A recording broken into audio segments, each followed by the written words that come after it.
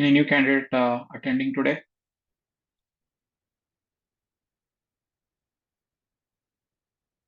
Anyone attending today for the first time?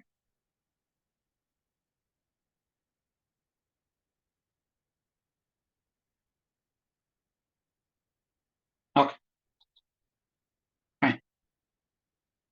Let's start our today's class and we'll continue what we have stopped till yesterday.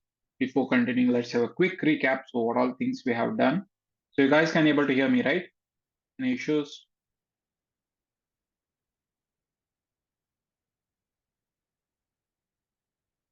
Can you hear me? Yes, we can hear you, sir. Okay, sure. Thank you. Fine. So yesterday we did get started with Snowflake. So first thing what we saw is how anything if you are having help using any on-prem infrastructure or cloud, what all the things we have to do and how it's difficult to maintain the on-prem infrastructure. We saw that how it's a high upfront cost we have to put, how we have to maintain our all infrastructure, whereas in cloud or Snowflake, it's very easy to get started and start working on our any data solutions. We saw that, and then we saw something called as infrastructure as a service, platform as a service, and software as a service. We saw that what are the differences between these things and what is Snowflake. Snowflake is a software as a service, and we came into the conclusion that how software as a servicing is helping more to any companies where they have to just work on any data solutions. Okay, we saw this, and then we saw something called as a data warehouse, data lake, and lakehouse. Can anyone give the difference between data warehouse, data lake, and lakehouse, which we discussed yesterday?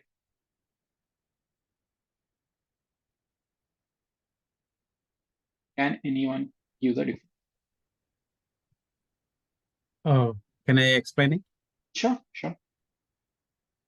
Okay, so the data warehousing is we talk about the data like the denormalized and the subject oriented data marts or else the fact tables. So that is the general answer of the data warehousing, where whatever the data we are going to the operation data bring into the warehouse environment for the analytical and reporting purpose. That may be we can follow the Kimball and the Inman methodology in the star and snowflake the base of the framework, like the tables and the extended of the depends on the data we are going to. So the data lake is going to be we are going to collect the data in object format where we have the cloud environment. So like whatever we have the cloud like GCP or AWS or Azure environment, the object storage, then the object store we can ingest by some an ETL or Python or any data ingestion data pipelines that will be using for analytical and the means the raw and refined data quality of the data for the uniform data for the future the dependents the consumers. That is the lake environment. But delta lake is the combination of the lakehouse is the combination of the warehouse and the lake. When we talk about the data warehouse, we follow the ETL. When we talk about the data lake, is going to ELT. When we talk about the lakehouse, it's a combination of both the ETL and ELT, where we are going to be maintain the like a cataloging and the table format and the data objects. So that is the utilizing the lakehouse architecture using the open table formats. That my understanding. Yeah. Thank you. Yep, exactly. Thank you for answering that question. So we saw that like we did not go deep dive as answered by, sorry, who answered this question?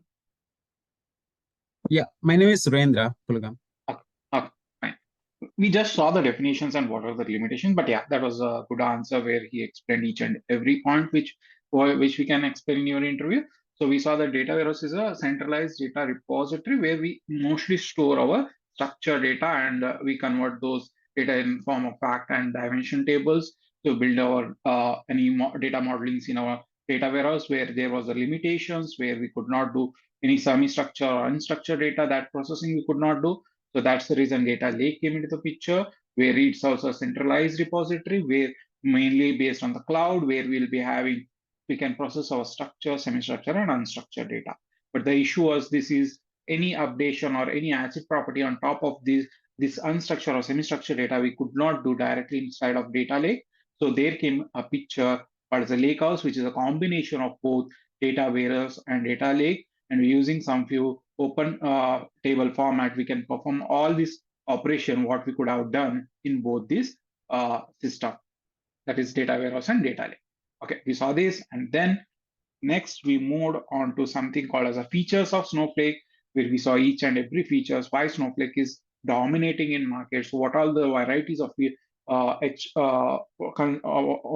consumer are consuming the Snowflakes, and what all it's offering to the consumer. We saw that, and then we saw something called as a typical data engineering project. Okay, in this project, what we saw is how your typical data engineering project looks like. It's not like this is the exact way, but I try to put all bits and pieces where you can understand if any particular services we are using, how we will usually do the any data engineering process. We did check about the Medallion architecture. Can anyone answer what is Medallion architecture? Yeah, yeah. Medallion architecture is the framework built by the Databricks. So that is the initial. It came from the Databricks. When we are going to be utilizing this Lakehouse architecture, where on top of the data lake, so we bring the data, the raw data, whatever the ingestion format, that will be utilizing as a bronze layer, where we are going to keep all the as is data. Then we can apply some transformation rules, data cleansing, the profiling, all these going to be bring into the silver. Sometimes goal, and the goal is going to be utilizing as the analytical process and aggregation, ready to use of the Parquet or else any data set formats that will be using by the machine learning or data science or any other the team which bring as a source to ingest into analytical database like a Snowflake or else any other. That is my understanding, because I never implemented the Medallion architecture, but I know the theoretical part. Sure. Thank you for answering that. Yeah, I would not say like Databricks implemented this Medallion architecture. This was already there. Earlier, what they used to call as a landing, staging, and then process layer. They just renamed it, and they said like we call it like something bronze, silver, and gold. It was already there. Just they have renamed it. So people think that okay, Databricks was the one who brought this certain type of architecture, but no, it was already there, and other services were also using this. But yeah, this is how we process our data and hop our data and clean our data from one layer to another layer, where any other business use case or any other teams like any data analyst team or any data scientist team can process this data based on the quality and their requirement. This is how we are going to implement in our any Databricks or Snowflake or any data warehousing services. We are going to implement this once we bring our data into our warehouse. We saw this, and then we moved on to something called as differences between Snowflake, Redshift, BigQuery, and Synapse. Why we need Snowflakes, and what are the features that are offering by Snowflake which other services is not able to offer. We saw this, and then we saw something called as a Snowflake versus Databricks. Okay. Now, as I said yesterday, we cannot say Databricks is better than Snowflake or Snowflake is better than Databricks, because these are the competitor to each other. And I gave an example of Apple versus Samsung, where each company is bringing something new every year, and they are competing with each other in global market. In the same way, Snowflake and Databricks are competing with each other in a global market. Okay, and I also said that Snowflake is having slight more edge than Databricks, because it is very easy to get started, and it's a SQL based, where you no need to worry more about the any PySpark or any Spark code, how to write those code, how to optimize those code. We don't need to worry about that. It's just a SQL based code. And if you're working on any PL SQL, if you're working on any on-prem SQL, it is very easy to move into Snowflake and work with Snowflake. Okay, that's what we saw. And sorry yeah. for that. Actually, I don't know. Maybe it's your version of the analysis of comparison of the Snowflake and Databricks. My version of the Snowflake, it was designed for the warehouse environment initially, and it's completely built up for the structured data rather than the unstructured data. And it is not the purely process engine when it comes to the Snowflake, because the Snowflake doesn't have any infrastructure and it doesn't have any resources. Snowflake has only metadata, and it utilize the way the cloud environment where we are going to deploy it and configure. That is the Snowflake structure. But when it comes to the Databricks is the enterprise version of the Spark engine, where the behind of the Spark engine is going to be designed, and it has the process and it has the utilities like the ML flow and the core structure of the Spark, where we can utilize for a huge amount of distribution architecture of the Hadoop environment. So that is the major beauty of the Databricks, because I love the Databricks. And recently also, I presented something at the Databricks office in Mountain House, because of Snowflake can also be very good. But recent days they come up with the Snowpark environment where we can build a data, but it's not complete like the Databricks. Sorry for that, but this is the real fact. Did you attend yesterday's class, sir? I attended somewhat, but I'm not attended completely. Yeah. So we completely discussed. So whatever you're saying, Snowflake cannot process unstructured data or anything, right? We completely, I did explain that how it is going to process these all things and how it is competing with respect to Databricks. I totally agree that in Databricks we have a Spark where it processes a heavy load and distributed system, but it's not like Snowflake is lagging behind that. There are few features on Snowflake which Databricks cannot do. Okay, whatever the code you are implementing in Databricks is very complex. You need to write all complex code. You need to build a framework every time. But whereas in Databricks, there are a lot of inbuilt features. Directly, you can go plug in and use those features. I'm not saying that's the reason I said I'm not saying Databricks is better than Snowflake. Snowflake is better than Databricks. Both are having their just own a technical organization, because I'm not I missed the class yesterday later time, but maybe I did not follow that one. So leave it. I don't want to waste the time, because you can carry it. Yeah. Yeah, sure. Thank you. Okay. So these all things what we saw. And to add on top of that, why Databricks is booming is because it is tied up with Azure. Okay, since it is already tied up with Azure, whatever the projects are there in Azure, so it's very easy to integrate with Databricks. So whatever the notebooks you are running, it is easy to integrate. That's the reason you are having few more opportunities with respect to Databricks. So whereas in Snowflake, you have much more opportunity because it came before then Databricks. Yeah, it started as a data warehouse, but it has more features now. You can work with the data lake. You can work with whatever the Spark architecture is there. We have something called Snowpark, where we can write our Spark code also, where we can execute our Spark code. We can work with a heavy load also.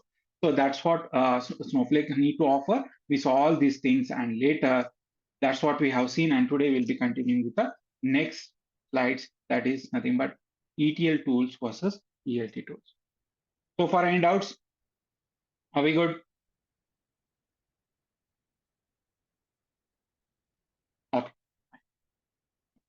So what do you mean by ETL tool or ELT tool? Okay, what's the main difference is, whereas in any ETL tool, what we'll be doing, first we'll be extracting the data, we'll be transforming using some tools, and then we load directly into or any data warehouse or any final lakehouse or any system where we are processing our data, or we are building any Power BI reports, or doing any data model, like machine learning models or anything what we have to do, we'll be doing that with respect to ETL. Whereas in ELT, what we are doing is mainly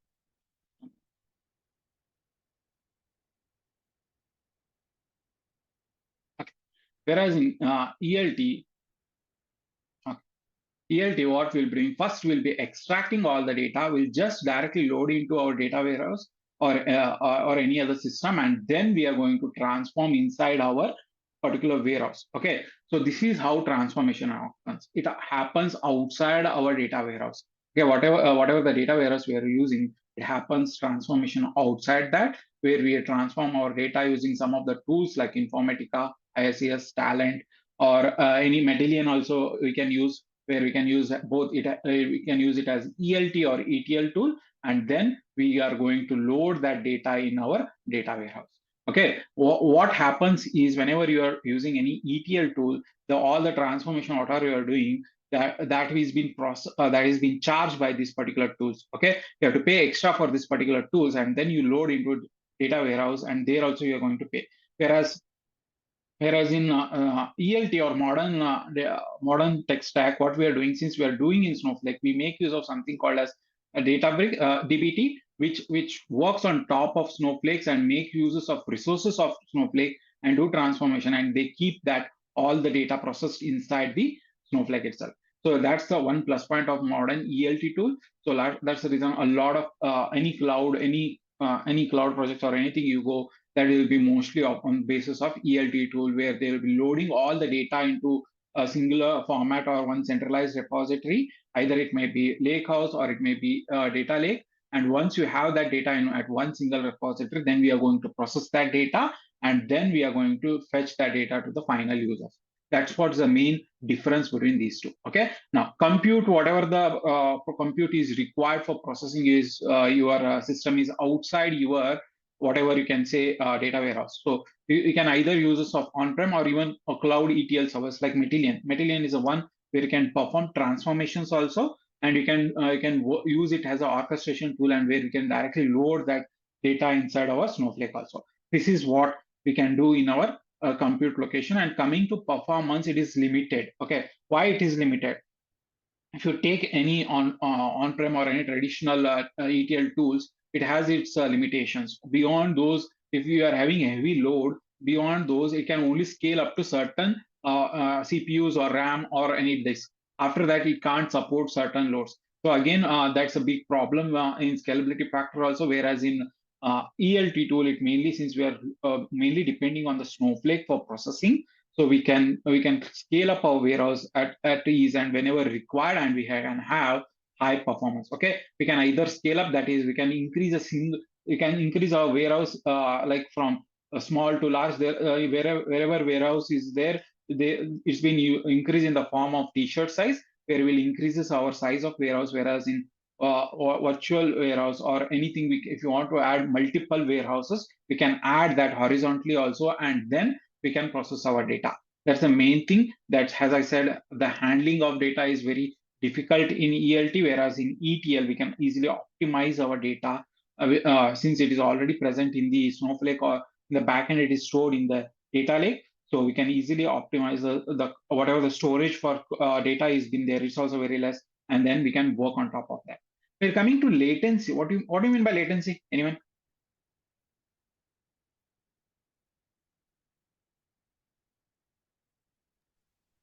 The speed at which we can access the data. Yep.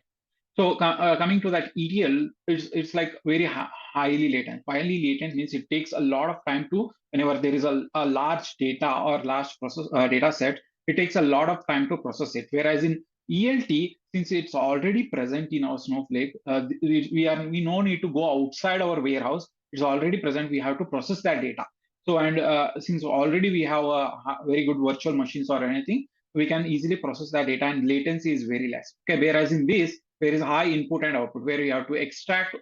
Whenever you are connecting with any sources, we are going to extract. There is an input, and after that extract, we have to put that outside as output. So it has to go hit again and again, whereas source, and it have to hit our target also. So the latency will be more in traditional ETL, whereas compared to modern ELT tools. Okay, where again cost efficiency, when you compare, like whenever you are going to buy any traditional tools like Informatica or SSIS, Talent, or any other tools, where you have to pay for those particular tools also, for their servers, infrastructure, licensing, everything you have to pay for that also.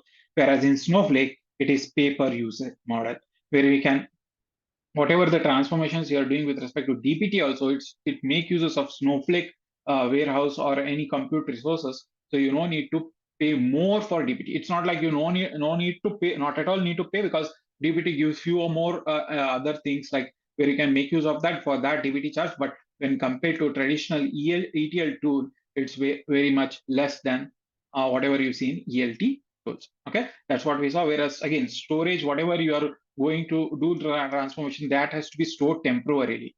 So they have their own temporary storage. Again, for that, some of the tools charge for that, since they are processing your data. Whereas in Snowflake, you are directly stored in a raw layer. We say that something raw layer where you're storing inside the Snowflake. Again, no extra cost need to be provided. Okay. Now, apart from that, it's all like UI based tools. Any traditional ETL tools are like a UI-based tool where drag and drop you have to do, and there might be some limitation where you can't go beyond certain transformations. Whereas in or any ELT tools, what we are doing, we are mainly using of SQL in the backend.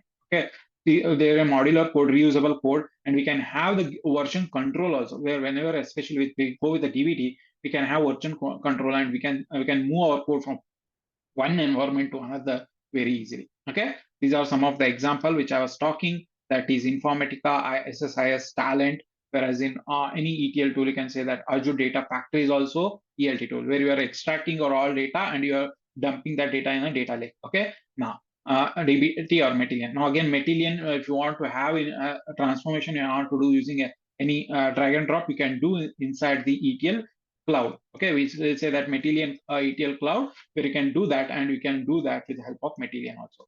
That's okay. Now, coming to next, orchestration is where orchestration is nothing but where you whatever the process you are doing from source to destination, you have the control over that, and you make sure that you schedule those using some external schedulers or anything. Whereas in ETL tools, they don't have for most of them, they don't have inbuilt schedulers. They depend on the external schedulers. Whereas in ELT tools also, some of them have, like Medallion have their own scheduler, but DBT don't have exact their own scheduler. They depends on something called as a Airflow.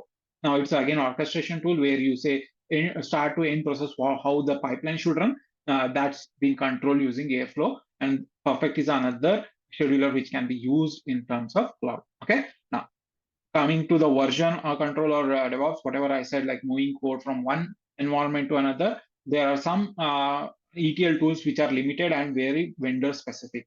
They don't make use of certain like or any open source anything like Git to move their code from one environment to another. Whereas in ELT tool, it can easily integrate with your Git. You can make your CI/CD processes. You can test your code, and then you promote your code very easily.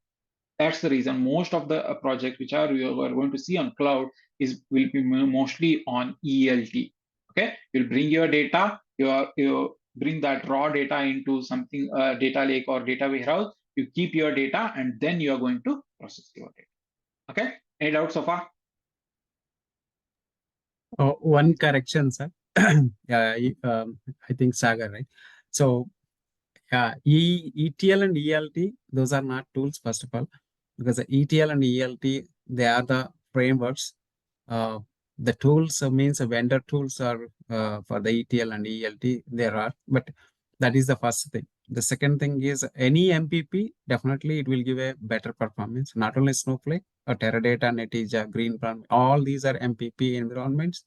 Every MPP is going to give a better performance, even in the ETL tools also. MPP and SMP structures are there, but that will be optimization approaches. But Snowflake, definitely, I agree. The virtual warehouse environment, definitely it will give a massive parallel processing. That is one thing. And the second thing is the Snowflake advantage is it's not the regular row-based database. It is the columnar database. That is the additional approach in the Snowflake. These are the one. Apart from that, yeah, I agree with you. The high latency, that is because of the architecture of the engine. That is the main thing. Yeah, nothing else, sir. Thank you. Yeah, again, I would say, sir, yesterday we discussed these things. So why Snowflake is having these all features, why it is more better than the other tools. I definitely agree whatever you're saying. So I need to explain the students, right? If I say whatever you're saying, ETL and ELT, that's a framework you're saying, I totally agree. It's a process, okay? But I'm comparing here with respect to tools. I'm not saying comparing completely with respect to ETL versus ELT. What is that? I'm comparing what are the difficulties we are having with respect to ETL tools. Now, whatever you discussed about row level, columnar format, everything we have discussed yesterday, sir, please refer to that video. And then if you have still any doubts, please reach out. No worries. Thank you. Okay. I have a question here. So the DBT is cheaper than this open source, like the Spark framework. Yeah, like next slide is about DBT. We'll talk about that. No worries. That's the reason I didn't answer that. Okay. Okay. Now we saw a typical data engineering project. Okay, yesterday. But now with respect to any Snowflake, how the projects are usually there in our company. We'll try to understand that. So once we understand this, we'll have an idea how this ETL tool or ELT tool is being used, so that we will get more idea on Snowflake, how it's widely used, and we can discuss more on top of that. Okay, fine. So we have the sources. Okay, as there are n number of sources, we have something as MySQL, SQL Server, Oracle. These are the traditional databases where we are keeping our data. Then we have other sources, like we can bring our data, some applications, thing like we have our banking applications, or where it is populating that data. We have some APIs data has a data source. We can bring that. We have SaaS applications, okay, like Salesforce. You might have. Then we can bring our data using something as a SAP is another source where data is populated. And if there are any continuous streaming data is there, then you can bring your data using Kafka. Okay. Now, what are the ETL tools? Now, what we do is we bring our data from our source, and then we are keeping all that data in our Snowflake. Okay. Now, what you mean? What is these tools are doing? Okay. Well, now this might be ETL or ELT tools. So now again, don't get confused. So this is what we are doing. So what do you mean by data ingestion? So what is this CDC? What is incremental? What is batch? So what we do is whatever the data is there in our source, we bring that in a raw format to our cloud, and we keep it in a Snowflake, or Snowflake as a raw format. We discussed that. Okay. Now what happens is, so you might be having data where you want to bring that data in the batch form. Where what do you mean by batch form is you're loading data, say daily basis or hourly basis, where we can just extract, lift, and shift, where you are lifting your data and then you are dumping your data in our Snowflake. Okay, you can do that, or else you can bring your data incremental. What do you mean by incremental is you already loaded your data on, say, for example, you have loaded your data from you have loaded until yesterday morning 6 a.m.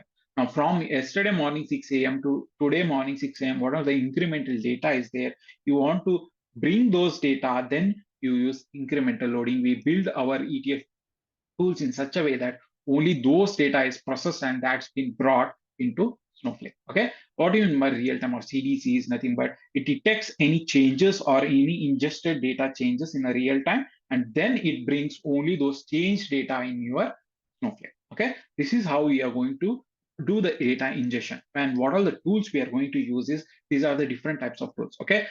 Informatica. Now, Informatica has also their cloud version that's called IDMC. We can make use of that, and we can transform our data and directly dump our data. Okay. And as a last layer. Okay. There is a fivetran is another low code, fully managed ETL tool where you can do the drag and drop of similar to that of Medallion, drag and drop any you just drag and do your transformation on top of that activities or anything, and then you dump your data into a Snowflake. Okay.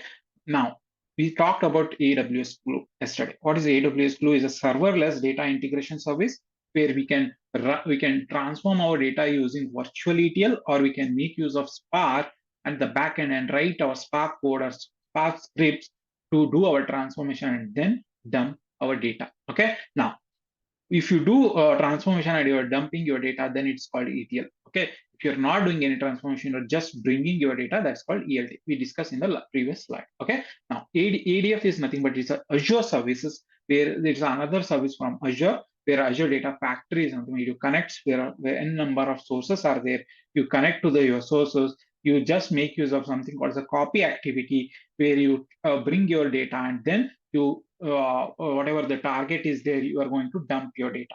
Okay. Now, Kafka is something as a real-time streaming processing. This is another framework where we write our code in Kafka and we bring whatever the real-time, suppose real-time is nothing but the data is continuously being generated. Now you want to put continuously, you need to put that data inside the Snowflake. Then we make use of something called as a Kafka. Okay. Now these are the things which we discussed yesterday also, how to process the data using the tools, but the main agenda will be what happens in Snowflake. How the data is, once you reach data is reached to Snowflake, what will happen? Okay. Now, since it's a centralized depository and we have a scalable data warehouse, I said we host our Snowflake usually on AWS, Azure Cloud, or GCP Cloud, where we are hosting this. And once we have our data, now we'll see if we are making use of DBT, how we can process our data. Okay. Now, any doubts so far? Yeah, one doubt. What's the difference between incremental and the CDC? Okay. Incremental data is nothing but only if what happens is if anything like update is there, only those, or inserted record is there, only those data will be bringing. Whereas in CDC, there might be something as deleted record also from the source. Okay. Now it compares from start to end. Whereas incremental, only whatever the delta loads is doing, you are loading that. And if you any particular recorded is deleted, also you are maintaining that history in the particular called as a Snowflake. Then I will go for change data capture. Whatever the changes that are happening with respect to source, we'll be capturing that. Did I answer your question? Okay. Yeah, thank you. Okay. So fine. Now, what happens is once we have our data in our Snowflake, okay, I said now there will be a layer called as a landing layer where every data is whatever the different types of data we might be having CSV data, JSON data, or any type of data. We'll make sure that instead of connecting multiple sources, we have one landing layer that will be either in cloud, can use of anything cloud, or in this case, you can directly keep all those data in form of tables inside the Snowflake. Okay. Now, once we have that data, what happens is, since unlike any ETL traditional where we are transforming and keeping or loading our data, whereas in this we already have data in the Snowflake, the transformation, whatever we are doing, we do with respect to DBT. And whatever DBT is doing, it makes uses of resources in Snowflake. Okay. Now, what Snowflake handles, it handles your compute and storage, where DBT only runs your transformation code using something called as a SQL. There is a Zynga code where it's similar to that of a SQL, right? And you whatever the transformation or whatever the project you need to handle, there is something called as a AML code. It's a very simple code where we'll define our projects and what are the names of the projects and all. We define this using SQL and AML, and then we start doing our transformations. Okay. Now, what does DBT can do? Okay. DBT can do, you can write your business logic, any apply business logic you want to do. You can write inside your DBT, then you can clean your data with the help of something like you can check your handle, your nulls, incorrect formats, any duplications or typecasting, any cleaning of data you want to do, can do that also with respect to DBT. Okay. Now I can do something called as a data modeling like schema, star schemas, Snowflake schema, defining your tables, fact tables, any dimension tables, anything what you have to do with respect to tables and views, that you can do with respect to DBT. Okay. Now there's one more feature in DBT called as a documentation. So what do you mean by documentation is it's automatically generated technical documentation using built-in DBT documents. So it defines like whatever the process you are doing, it automatically gives that documentation. So you don't need to worry about the documentation. Okay, that's another feature of DBT. Now, next feature is something called as a test cases or validation. Okay, now you can write your own test cases. What do you mean by test cases? Now, suppose in my Snowflake, I need to make sure that this particular data is having like, for example, I need to make sure that in this particular data, there are not nulls are not there. Okay, I need to make sure that there are unique records are there. I need to make sure that the integrity, like referential integrity, that means the connectivity between primary key and foreign key is maintained. We can do all those things, test cases we can write on top inside the DBT, and we can make use of whatever the tables you need to apply on top of that, you can do that also. Okay. If you want to do incremental loading, now what I said, like incremental loading, we have to do where we are, whenever we are having raw data, we are processing our data, and whatever the data is coming here, that should be incremental format. So we can do that also with respect to DBT. Okay. Now, mostly in DBT, what we'll be having, we'll be making use of something called as a modular code. What do you mean by modular code? Is reusable code. Okay, you define once and reuse again and again, same code. So we can do that with respect to something called a Zynga format or Zynga templating, and we can parameterize this all equal code also. And we can do that. And the most important thing is version control. Okay, once you build anything in your dev environment, you need to move that to something called as test environment, then you need to move to production environment, or in between there will be something called as a UAT also. This we'll discuss in detail in future, but we want to move from one environment to another environment. So using DBT, we can have that control also inside the dev environment also. What are the changes we are having? We can see all that version control also, and we can move one environment to another environment with help of DBT. Okay. Now next is something called as scheduling also we can do. Now, it's not a complete scheduling we have. Again, we have to depend on the other tools like Airflow or anything, but not every company go for that. Only for scheduling or anything can go with again Snowflake. But again, DBT can do those things also. Okay, whatever the transformation you have done, can schedule those transformations. Okay, now how this usually works. Okay, all the transformations you write, whatever you are written in DBT, that are in the form of SQL. But whenever DBT runs, what it does, that SQL transformation is pushed down to Snowflake. Whenever you write anything, that SQL transformation is pushed down inside the Snowflake, and using virtual warehouse of Snowflake, it execute it, and then the data. Now here, since it's making use of whatever the data is present inside Snowflake, and making use of virtual machines of Snowflake, you are not moving your data outside the Snowflake. So unnecessary data movement is not there. Hence, there is a high performance and even low latency. Okay, in this way, you can make use of your DBT, and that's the reason there is no much cost associated with DBT when compared to other ETL tools. Now, did I answer your question? Someone asked the question something like, is less compared to, The Spark, yeah. So in Spark, you'll be mostly using a distributed system. Okay, where you'll be writing more, you'll be creating clusters and all. So it depends on your payload. Whereas in DBT, you are not doing anything. Whatever you are making use of, that's the resources of Snowflake you're doing. Okay, only you are connecting. Now, how DBT earns means they are tied up with Snowflake. Now, whatever backend any code is running with respect to Snowflake, that is generating some bill. So that will be shared with respect to Snowflake. Okay, and apart from that, if you are making use of any main tools like inside DBT, like version control or anything, for that DBT charge for the consumer. Okay, that is very negligible compared to any other ETL tool. Okay, are we good? Doubt. Yep. Is it like a tightly integrated tool? Do they allow any other tool to do this ELT and ETL in the Snowflake, or does Snowflake has any other features which it can? That's why I have brought up a lot of ETL tools, right? Any Yeah, tools I understand. we can connect with Snowflake can do. But in DB, now again, DBT is not tightly linked with Snowflake. Any data warehouse, okay, you can work with Databricks, you can work with Synapse, you can work with Redshift. Any data, it's need a compute. That's any data warehouse it's required to connect. Once you connect with data warehouse, so whatever you are going to do with Snowflake, it does with respect to that particular data. Good. One more doubt. Hmm. When you're saying that we are receiving a CSV file from some application as a source, we are moving that data using the DBT tool No. into a We are landing area.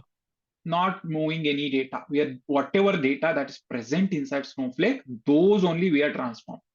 It's not for extracting. It's only for transformation. Okay. So So this for is the this movement of ELT. data After from the ELT operation, we are performing the transformations, right? Using DBT. Yeah, once we load into Snowflake, that's in the raw format. Now we need to do that into enriched format. Now, anything what you can do is you don't need DBT also. Okay, why? Let me say why people go for DBT. Now there might be companies where they don't want to write big complex queries. They don't want to write store procedures. They don't want to use complex things inside store procedure. They just need a simple SQL or a code where they can reuse, and they need us they need to reduce their workload. At that time, DBT comes into the picture. I'm not saying whatever Snowflake can do, DBT whatever DBT can do, Snowflake cannot do. I'm not saying that. Okay, it just make your life easy. Now here, if you're writing code and you're taking 1 week of time to write any code, whereas in DBT, you can write simple models where you can complete that in a days of two or 3 days. Okay, now companies are willing to pay if their time is saving and the process is integrated quickly. Okay. Did I answer your question? Yeah, one question, sir. Suppose using the DBT, anytime export the reading the Snowflake and export the file as a JSON or Parquet file form. Anytime you tried like that? No, we can't export like that. That's the reason integrated with respect to Git. Okay. Suppose if I want to, I want to share a data. Now you are saying maybe you format. might be saying something with respect to. I got it, sir. You might be saying with respect to ADF, where any template you use, it will convert into ARM template that's in the form of JSON, where you'll export and then you can import. Okay, that is not supported here. Okay. No. I'm not. No, sir. No confusion. Very simple. So the data is already in the Snowflake. Okay, I'm going to read the Snowflake table using the DBT. Okay, DBT is designed for the select comments. It doesn't have the any update inserts or something like that. So sir, only again, you're confusing, sir. You're confusing yourself also and students. No, also. okay. No, sir. This is we will close it. I don't want to go with any other thing. Okay, select the table, read the data in the Snowflake, and generate the file, and send the data into a JSON or Parquet file format. Is it possible? Now, what I'm saying, sir, whatever you are saying that you do inside, you define that you do inside Snowflake. You are not bringing your data inside DBT. Okay. You are not bringing your data inside DBT and do transformation. You're not doing. Okay. You write code and you are instructing your Snowflake. You do these activities. Now, whatever the Snowflake can do, if you instruct, that Snowflake will do. You write a simple SQL code and saying, okay, I want my export as a unloading in the form of Parquet or JSON. If you write that code, that Snowflake will execute. Okay, you are not bringing your data inside DBT and you're doing transformation. It's just like a pilot. Okay, it's giving it's just giving an instruction. Okay, you can do these things, everything, and then Snowflake is following that instruction and doing those transformations. No. The reason why I raise this question is when I'm following the DBT, a DBT util is there, right? So DBT util, it has some packages. When I want to share some data to other team who want the data in a JSON or Parquet file format using the DBT. So I never worked, but I went through, and that's the reason I raised this question, because I'm joining the session to learn the DBT mainly. So understanding about the whole process and the because I never interact with the DBT much.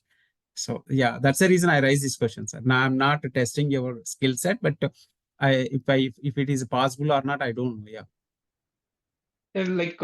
I need to explore on that. So far, I have not worked like whatever you said, right? Exporting in the form of JSON or Parquet. But what mainly I have worked so far in my career is working transformation inside Snowflake. Okay. Now, if you're saying we can do that, I will definitely explore on that, which will help me also to upskill. Thank you for bringing that up. Yeah. Thank you, sir. Because I raised this to the DBT team itself, because it's a possible, but they are not to give the answer to me. Yeah. Thank you. Yeah. Sure. Okay. Fine. So whatever. I had a doubt. Hello. Yep. I had a doubt. You said for the job scheduling, why do we need to be dependent on the external tools we have in Snowflake? Like we can do it using cron operations. Yeah. That's what I said, sir. That's what I said. We can use tasks inside Snowflake. If you want, you can use that and schedule that also. Some companies make use of Airflow. I said. I'm not saying I'm not denying. So that was my doubt. Okay, yeah, that's my doubt. Okay, thank you for clarifying. Fine. So now whatever things we saw, the transformation, data quality, these all things are being done inside DBT. Apart from this, you need to build any machine learning model, any lineage or anything that is being maintained inside Snowflake. We have something called as lineage. Lineage is nothing but from start to end how your data is flowing. Okay, you can just go there and you can check how different whatever the tables are joining, how it's flowing from one source to another or one layer to another. We can check that with respect to lineage. Okay, and once all this you do inside your Snowflake, or you can do the orchestration, then the governance or anything, whatever you do at the end, there are the teams where like Power BI teams or data machine learning teams, they connect to your Snowflake and extract that clean data and they build on top of that. Okay, any doubt how DBT is used?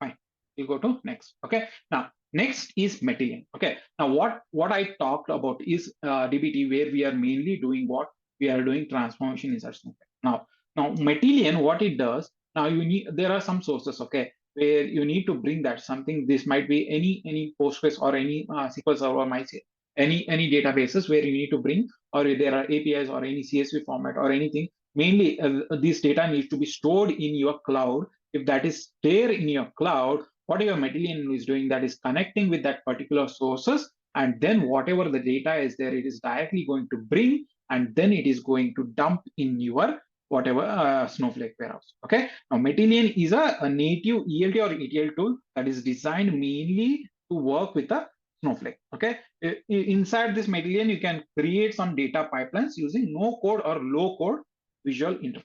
Okay, now you can do this with respect to Python scripts, you do with respect to SQL scripts, you can do with respect to Bash script. But the mostly in Medallion, they go for the inbuilt activities, that there are n number of activities where you can directly orchestrate, means orchestrate in the sense from end to end process. You can do that with respect to Medallion, or if you want to do transformation also, whatever you require on top of Snowflake tables, directly you can do those transformation. It's not like other tools where it's a generic, where in other ETL tools that are generic, where you'll be having n number of sources and you're doing transformation. But here it will be mainly with respect to Snowflake. Okay, directly you're taking any sources, or you're taking transformation, or you can directly create any tables. You can create any object inside Snowflake you want to create. You can directly use the Medallion as a no code platform, and you can do that also. Okay, now any doubts in this, how Medallion is being used?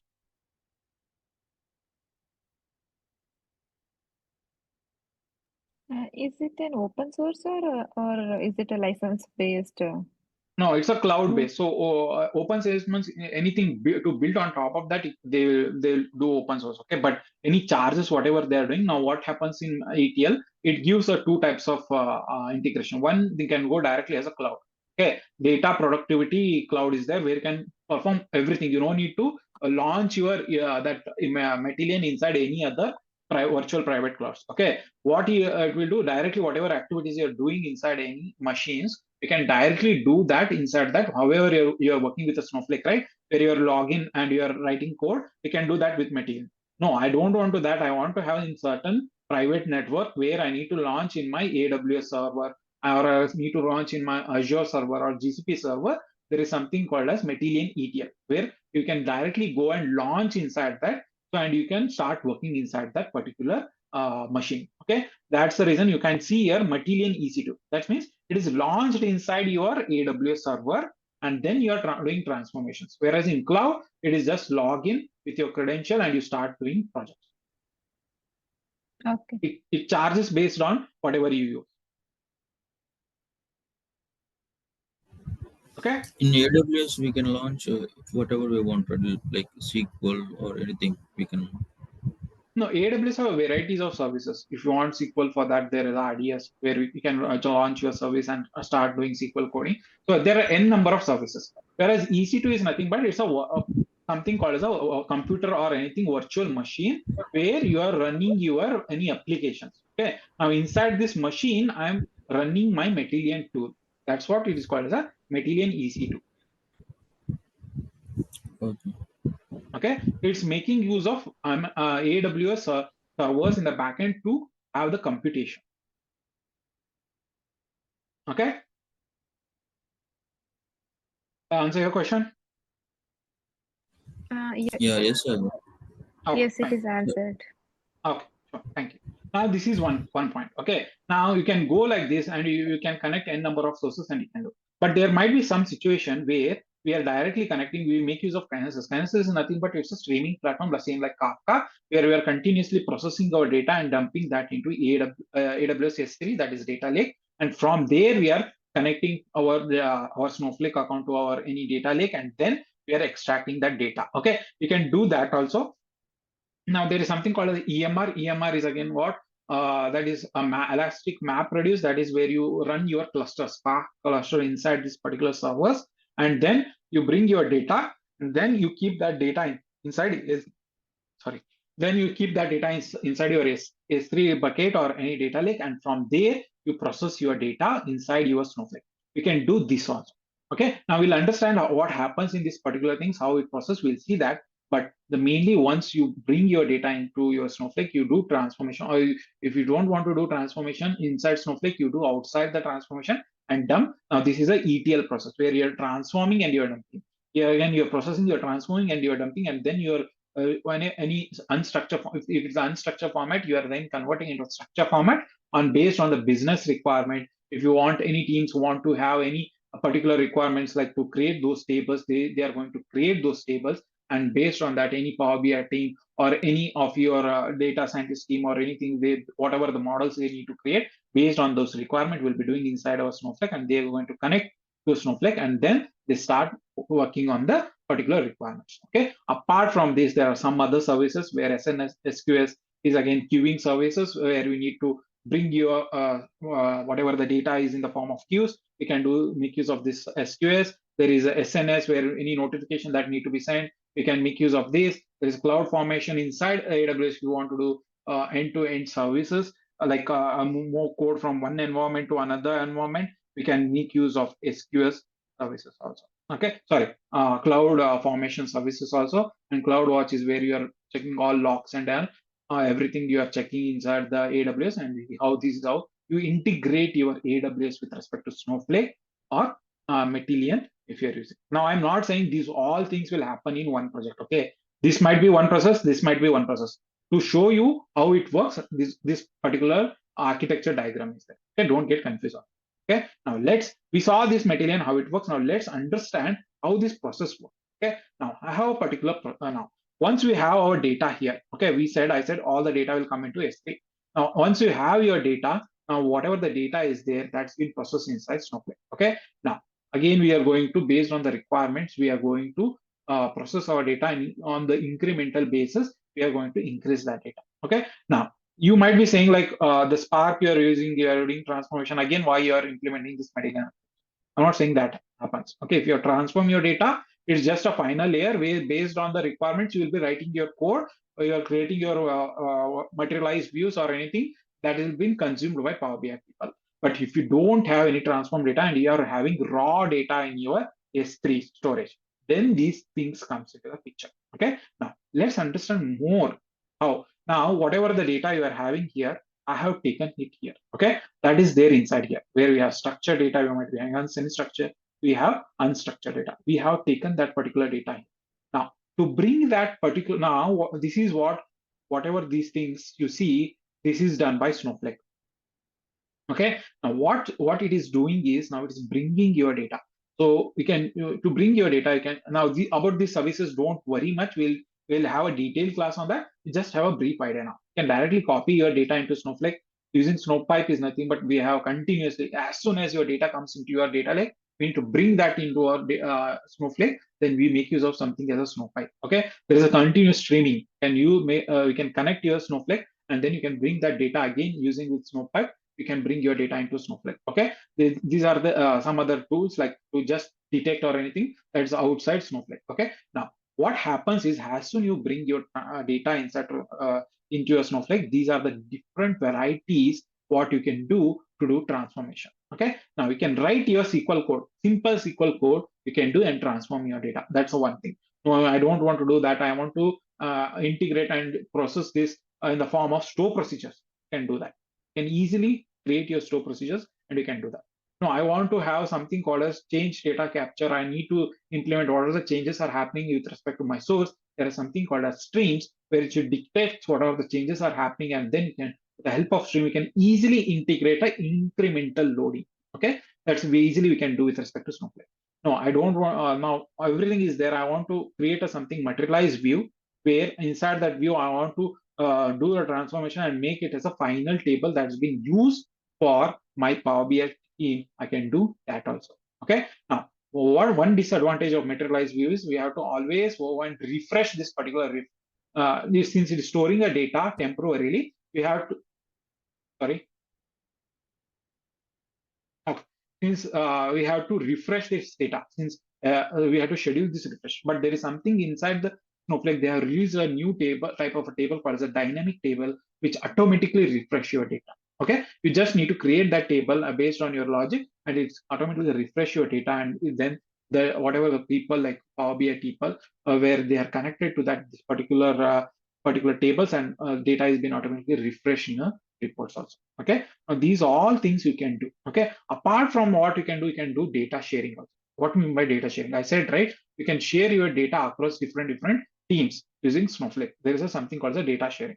If they don't have any Snowflake account also, you can create a reader account, something called the reader account, and then you can share where they can directly go and code and see whatever the data is there. Even though if they don't have their account, they are just reading your data, they're not processing your data. You can do that. Okay. Now, if you don't want that, you need to export to any Lakehouse. You can export that also. Okay. All these things you can do. Apart from that, there is one more thing where a lot of students were having confusion yesterday in a WhatsApp group. What is Snowpark? What is Snowpark? We can do everything with Spark. Why Snowpark? Now, we'll understand more about Snowpark in next slide. But now, until now, any doubts?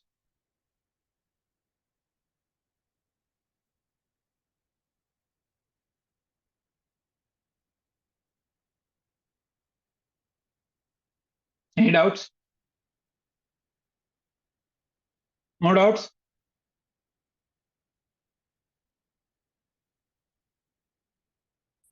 Are you clear with this architecture? Yes. Okay, fine. Thank you. So now we'll go something called as a Snowpark. Okay. Now, a lot of students were having, what is a Snowpark? What is a Snowpark? We have PySpark. Then why you are not saying we are using Spark architecture inside Snowpark? A lot of people were having doubts. Now, what happens in Snowpark is we have our data inside table called as Snowflake table. Okay. Now we connect whatever the notebooks, Jupyter kind of notebooks you write, the same notebooks you have inside Snowflake, where you are going to connect this particular tables, and you bring that and you convert something called a Snowpark. It is similar to that of Pandas data frame. Okay, you convert that and you make use of servers or any computation with respect to Snowflake. Okay, what are the virtual machines you have inside Snowflake? You're making use of that, but you are writing code in form of Pandas or data frames or something similar to that PySpark. Okay, but you are not making use of Spark architecture. Whatever you are making, whatever the transformation you are doing, what are the power that is required to do those transformations, that is being done with respect to virtual machines of Snowflake. Okay. Now, if you need more power, there is specifically to do this, there are different kind of virtual machines where they can handle high specialized virtual machines where they can handle high loads. You can connect to that, and then obviously if the more power, more cost is there associated to that, and we can make use of that, and then you can do your transformation. The main difference between any Databricks, PySpark versus Snowpark is now whenever you use any PySpark is what is PySpark? PySpark is nothing but it's a data frame. Okay, it's a data frame where you write your Spark codes. Okay, inside that. Now what happens is inside this it is work on top of Spark. It's a distributed system, but it doesn't store any data. Okay, it needs to connect to some external source where data is stored. Okay, now if data in Databricks, mainly we can store inside Databricks also, or we'll be storing something called as an external location, that is Delta Lake. Now, whenever you write any code, you should go to that external location. If you need to fetch and you need to bring that data, and then you need to process, and then it will keep into your database. Okay. Now there is an input and output. There's something the I/O is happening where it is hitting your external sources. It's bringing your data and you're doing that. If your data is there inside Databricks, also it is Databricks doesn't store any data. Okay. Behind the scenes, it is again data lake. Again, it's going and doing everything. Whereas in whatever in Snowflake, you're storing that data inside your data warehouse in the form of micro partitions. Okay, since Snowflake is much better like in architecture, when we see our architecture tomorrow, we'll understand where it directly goes to that particular micro partition or any data storage that is there in the backend. So you no need to go outside this Snowflake. Okay, that's the reason you can directly connect to Snowflake, and whatever the things that runs using the Spark code, it converts backend into SQL again, because Snowflake is mainly working on the SQL. How whatever the SQL code you are doing, it works very nicely with SQL. So it converts that into form of SQL. Similarly to that of data DBT, where we saw whatever the transformation you do, it converts in the form of SQL and execute in Snowflake. So in the same way, Snowpark will also convert backend into SQL, and then that is executed inside Snowflake. That's the reason the Snowpark, they say it is similar to that of PySpark, but it's not Spark or PySpark. Okay, any doubt in Snowpark now? Aware on transformations? Any doubt? No doubt, but this course doesn't have the coverage for the PySpark, right? Next slide you'll understand. But till now, you have any doubt? No. Okay. Now, this is simple or whatever the code you write. Okay. Now, what is this? This is something called as a data frame. Now, what is data frame? Who don't know? You just think it's a form of table where your data is residing. Okay. I am writing particularly code. What I'm doing, I'm having this data inside this particular data frame. I'm filtering from this data frame where my age is greater than 30. Okay. Now, once you filter that, I want something called as name and age. Okay. I'm doing this. Any doubt in this particular code? Any doubt? Any doubt in this particular code? No, sir. Okay. No. Now, yeah, one more code. Now, what is the difference between these two?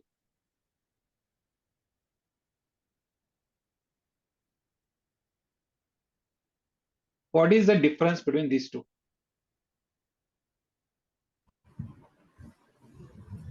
First code you written in Python. The second code is different than first one. The second one, you are using the function. Okay. Now, Sakshi is the one, right? How PySpark is different, you are asking. You are the one, right? Sorry. Yes. Okay. Now, can you answer what? Can you, if this particular code is given to you, are you able to understand what's is the same functionality both are doing? Any changes are there? Yeah, it will give us the same result looking at the filter condition. Need to import Snowpark packages. Okay, but no, let's not go there. But I'm asking you only with respect to code. Okay. Now, whatever the code you have written there and here, any changes? No changes. I mean, here you are. The first part we are saying. We are accessing it from the data frame in the first line. And in the second filter, we are accessing the age column. Okay. Now, if you know this, can you write this? Yeah. If you know this, can you write this? Yes. Give the same output. Now, this is what's first one is nothing but PySpark code. Now, this is Snowpark. Second one, PySpark, we can write the same second syntax of the agent PySpark. Yeah, that's the what I was trying to say from 2 days. Whatever you are writing PySpark, it is coding and all, it is similar. Okay, 90% of your concept, 90 to 95%, whatever you're doing in Snowpark, it is similar to that of PySpark. Now, on top of this, what you need to understand? You need to understand how Spark architecture works. If you do learn this, then you know about Spark also. That's it.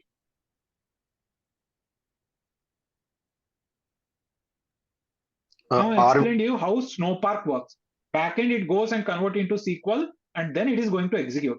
But in Spark, in backend, it is going to make use of something called as a Spark architecture distributed system, and then it is going to execute. Only the execution, what you need to know, you need to understand. Okay. Now I'll be explaining you how Spark architecture also works. Okay, because in our AWS something there is a called as a glue as a service and EMR service where you will be writing PySpark code. Now, what I will be explaining is I'll be explaining you in the one format, and I'll be asking you, can you convert this into another format? In that way, you can learn both things simultaneously, and it will be not hectic for you. Did I answer your question, Sakshi? Yeah. Is it very easy to learn PySpark also with respect to Snowpark? Yeah, looking at the code, yeah, we could. Yeah, that's what happens inside your Snowpark. Okay. Now, this is our last slide. Now, are we good till now? Any doubts so far? So I have one doubt. Can you go to the previous slide? Okay. Yep. So you were telling that in PySpark, once we'll write a code in the PySpark, it directly automated distributing in the nodes and everything, right? Yeah, it makes use of Spark architecture to execute in the backend. Yeah. So for Snowpark, it directly when you are writing in the Snowpark, all after that it is converting the SQL. Yeah, in the backend, I'm saying. So whatever the execution that happens, right? It's not we are converting. Snowpark is converting, and then it is executing. Understand. So in this case, it will not impact on the performance. That's what I said. We have if we have a heavy load, we have different type of virtual machines for this to executing. That is more high. It is having more processing power than what we are usually working with the virtual machines with all other transformation. Okay, in Snowpark, it automatically it will create. Yeah, we no need to worry about now. In Spark, if you write any wrong code, right now in the backend, you need to go and optimize. You can need to check so how it is distributing everything. We need to do those all things. But in Snowpark, you don't need to worry anything. Okay, automatic dynamically it will split into there is the an different optimizer inside the virtual machine that only do. But again, it doesn't mean that you write any wrong code and it will execute every time. If you need to more optimize it, then you need to write a good code. Okay, but when compared to PySpark, learning Snowpark is easy. I'm saying. Okay, got it. Got it? Yeah. Okay, fine. Now, let's see how we are going to execute with respect to Azure now. Okay, we saw about AWS, how widely the projects are using with respect to AWS Snowflake. Now, and you don't go for GCP, okay, because GCP is something called as most of the time it only goes with their own tool. Whenever they use GCP, they promote BigQuery. Okay, so a lot of projects are not there on GCP. It doesn't mean that we can't integrate with GCP, but most of the projects are there on with respect to Azure and AWS, and mostly in that also 70+% of the projects are there on AWS, and only like around 20 to 30% are there in Azure. Okay, now we'll see how it works with respect to Azure. Okay, now again we have sources, all the variety of data sources. Now what happens is you're bringing your data with respect to ADF, then you are dumping in your something called as this is something called as a data lake. Okay, there are two types of data lakes in Azure. One is called as a blob storage, another called as a Azure Lake Data Lake Gen 2. Okay, ADLS. Okay, we can bring our data inside this storage. Once we have our data, then what we can directly connect that with respect to Snowflake. How we are connecting? There are certain integration we have to do. We have to make use of all those integration. We connect our Snowflake and then we start processing our data. We can do this one thing, or else I don't want to do that. I don't want to do that. I want to do what? I want to bring all my data, and then I want, instead of dumping into ADLS or anything, I want to dump directly into Snowflake. You can do that also using something called as a copy activity, where we'll have something called as an input and output. that is source and destination, where sources will be all these things, and destination will be our Snowflake table. Okay, now you are extracting and you are loading now. Once you load inside, and if you don't want to go for any DBT or any other thing, all the things, whatever you are doing transformations, you can do what you can write those transformation and put that transformation in something called as store procedure. Once you put those transformation inside store procedure, there is a particular activity in a data factory, that is scripting activity, where you can execute your script. Now you are going to execute those scripts, store procedure, and that's been what one by one those store procedure are going to execute, and whatever your transformations you are doing, that will be done with respect to ADF.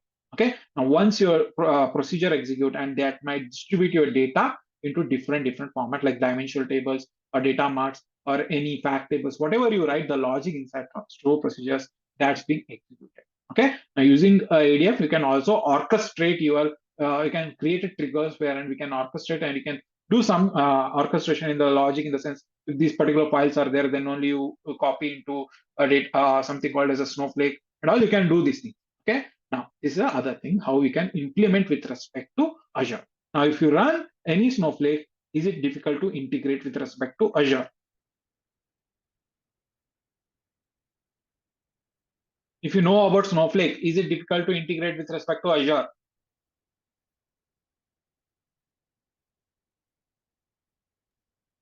No. This is how your Snowflake work with variety of projects. Okay, this was a brief introduction for your Snowflake. Okay, now you have an idea. Sorry, now you have idea how your Snowflake works. Okay, but from tomorrow we'll see all the versions, different versions of Snowflake. So what are the additions of Snowflake? Then what's the architecture of Snowflake? And we'll completely deep dive into Snowflake, and we'll start working with Snowflake. Now, any doubt, you can ask me now.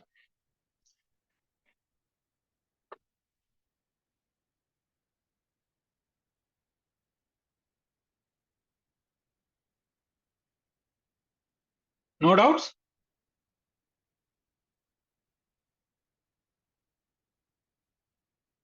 All Yeah, good? no for now. Yeah, no for now, sir. Okay, that's good. Sir, I have a doubt. Yes. So most of the cases we have seen corporates retrieve data. Means basically they use Snowflakes to retrieve data from data warehouse. Means from Redshift or anything. Can you use other services of AWS like S3 or DynamoDB? No, you got confused. Now, whatever Snowflake is doing, that Redshift will do. So if you are using Redshift, you don't need Snowflake in AWS.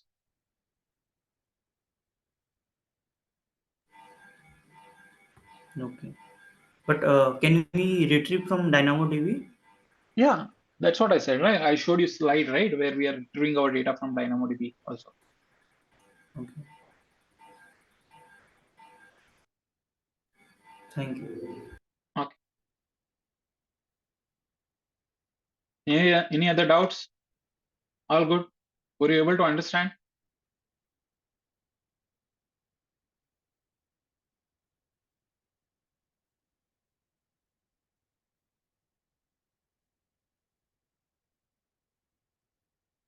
No doubts? No one is having any doubts?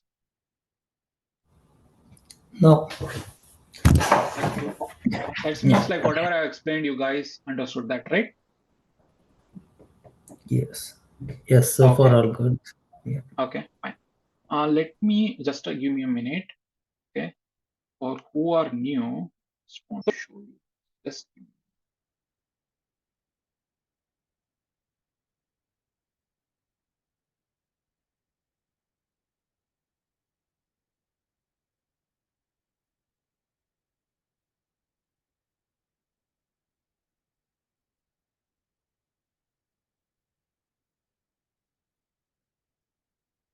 who are the old students who don't have any doubts, they can drop off, no worries.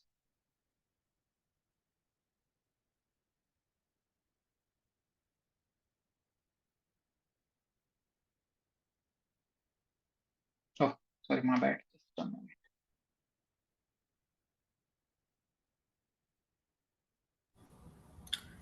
Okay. To whom we need to connect to get access? Just a minute. Give me a minute. I'll show you something and we'll discuss that.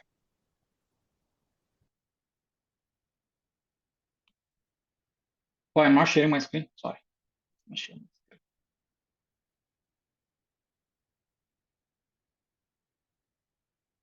Now, as I said yesterday, we have already completed our MySQL. Okay, this is the content which already that's been completed. Okay, if once you enroll to the paid sessions, you'll be able to see this by default. Okay, now these all are the notes I have given, like all the things we have done so far. We have done that, and whatever the things we discussed on based on that, we have around 20 classes that have been completed. Based on that, whatever the things we have discussed, that has been added here. Okay. Now, if you want any code or anything that is with respect to that, we have done. And we have done already one Databricks or Netflix Databricks project. Okay, Netflix database project, where once we discussed all the what are the things or whatever the items on the Snowflake SQL, whatever the things we have discussed on top of that, there were the projects have been done. Okay, this is how. Just I'll show you that. Netflix database, that go. DB is there. This. Okay, not able to see. Okay, this was your your Netflix Databricks project. Okay, what we have done. Okay, if you enroll and if you're new to SQL, you can go and you can do these things. This was one project that is already being completed. Okay, now these are the recordings. If you want to see, this is where how you can go and click on recordings and you can do a custom where we started our batch from 13th of March. Okay, now if you see that, and these are the recordings we can do. Okay, once you click the recordings, you can see. Once you click your recordings, you are able to see the recordings. Okay, now our batch timings will be 6:30 to 8 in the morning from Monday to Friday. Okay, it will be from Monday to Friday, but it's not like always Monday to Friday. It will go, sometimes we'll be taking on Saturdays also, and whatever the projects will be done, that will be on weekends only. It will be not on weekdays, because I need a flow where I can explain in a very good way, where we'll be spending around 3 to 4 hours on the weekends continuously with a frequent break, and we'll be implementing your projects. Okay, now this is how. Now already your batch was meant for 4.5 months. Now SQL is completed. Now it will go for 3.5 to 4 months. It's not like if the something topics are lagging, it doesn't mean that I need to complete in 3.5 months. According to the whatever the pace on, according to students how they're understanding, based on that we'll pace our class and we'll try to complete each and every topic which we said we'll complete. Okay, we'll do these all things, and anything if you want to ask more about this, you can connect Mahesh. You can connect Mahesh. Let me give his number. Just give me a minute.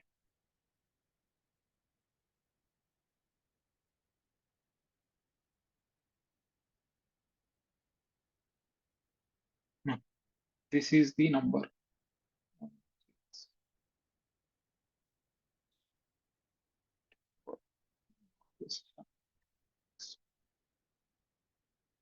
Yeah, you can connect with Mahesh and ask more details about it. Okay.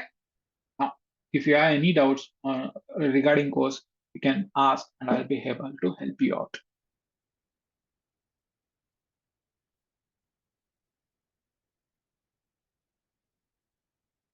No doubts? No doubt. Thank you, Shiva. Okay. Okay then. Fine. We'll meet tomorrow.